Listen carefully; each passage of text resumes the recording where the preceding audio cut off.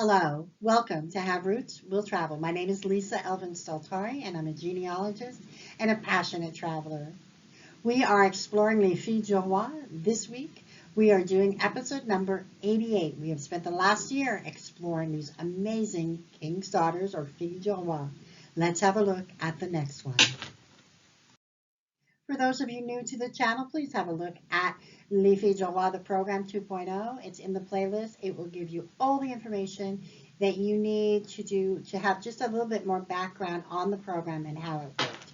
Let's get to know episode number 88, our Filles du Roi of the week. Her name was Barbe Duchesne, and a viewer requested her, and when I read her story, she kind of moved up a little bit faster on the line because she intrigued me for so many reasons. So let's get to know Barbe a little bit more. So Barbe was born in 1650 in Geneva, Switzerland. We finally got out of France. We did have one lady born in England, but this is our first one from Switzerland. Her father's name was Claude Duchesne, and her mother's name was also Claude Laval. So love Claude and Claude. Now, if you kind of put a little pin on the map to give you an idea of where it is, and then we have a picture of modern day Geneva, and then one of more historic Middle Ages Geneva. It is the second most populous city in Switzerland after Zurich, and the most populous city of Romandy, which is the French-speaking part of Switzerland. Just to give you an idea of how old Geneva is, the city was actually mentioned in Latin text by Caesar with the spelling Geneva, which so it gives you an idea that it's been around for a long, long time. After 1400, it became the Genevois province of Savoy. And then by the first half of the 16th century, we had the Protestant Reformation, which reached the city and caused religious strife, as it did so many other places, during which the Savoy rule was thrown off and Geneva allied itself with the Swiss Confederacy. In 1541, with the Protestant Reformation on the rise, John Calvin, who was the Protestant reformer and proponent of Calvinism, became the spiritual leader of Geneva and established the Republic of Geneva. So it was a hotbed of Protestantism. I don't know how this affected Barbe. We may or may not see that, but certainly she would have been exposed to this. Certainly it was a place that, when you think of Switzerland, you think of it being so neutral and all of that. But obviously when she was born, it was definitely a place of some intense disputes. I don't normally do this, but I wanted to show you how far she had to travel to go to La Rochelle, which is where her ship departed. And it was Le Prince Maurice pour Quebec, and she arrived in Quebec on July 30th, 1671. I have no notes that her parents passed or anything like that. I do know that she had a dowry worth about 300 pounds, so no small thing. So who does Barbe select? She selects a man named André Badel dit Lamarche. Guess where he's from? Geneva as well. He was born in 1632, making him significantly about 20 years older than her. 18 years actually. His father's name was Etienne Badel and his mother was Perrette Marmot. And so again, we show you the picture. I was actually able to see the church where he would have been baptized, which was a Protestant church. So let's see how that worked out. So he came to Quebec as a soldier with the Grand Fontaine Company, with the Carignan Regiment. August 17, 1665 is when he arrived. Now, it doesn't take a rocket scientist to figure out that out of all the places in the world, she picks a man, he picks her. You know, the odds are that they knew each other. The odds are that he was told that she was from Geneva, and this is what, either they knew each other in Geneva, or their families knew each other, or the fact that she was from Geneva.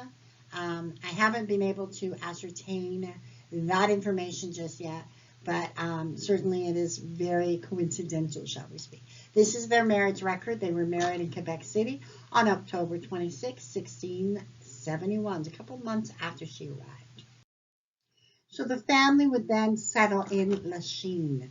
Let's talk a little bit about La Chine. The original owner of La Chine was a man by the name of Robert Cavalier de la Salle. His mission was to cultivate and colonize this area. Unfortunately, he didn't succeed as he was so focused on trying to find the passage to Asia. The area was originally named Saint-Sulpice, but the area was then renamed to La Chine as a kind of inside joke. Even Jacques Cartier, 100 years before, had been trying to find that passageway and named the rapids themselves the La Chine Rapids. Eventually, the La Chine Canal was completed in 1825, which was something the citizens and merchants had long wanted.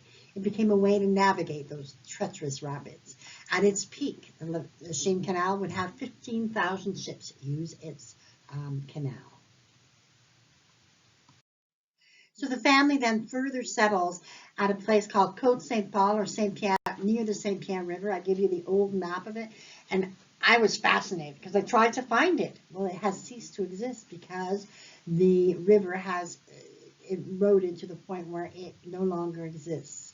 And this small stretch right here is part of that Saint-Pierre River. And then where they would have lived and in that Côte Saint-Paul is now simply a monument to that area. So it's kind of neat that it just kind of disappeared based on, you know, the rivers and the droughts and all of that. So it's just really interesting. So their family grows. They would end up having 8 children. Etienne married Use Bessagy and had 2 children, both of whom made it to adulthood. Marie married Jacques Séguin and had 7 children, 5 of whom made it to adulthood. Anne married Jean Denis and had 7 children, 5 of whom made it to adulthood. Jeanne married Jean Monnet and had 5 children, 3 of whom made it to adulthood. Jean died an early death.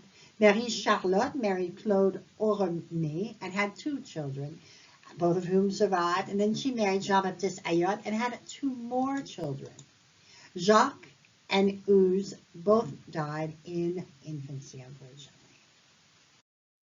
So these 2 Swiss colonists to New France would go on to have, you know, a fairly successful life together, and they would pass away within 6 months of each other.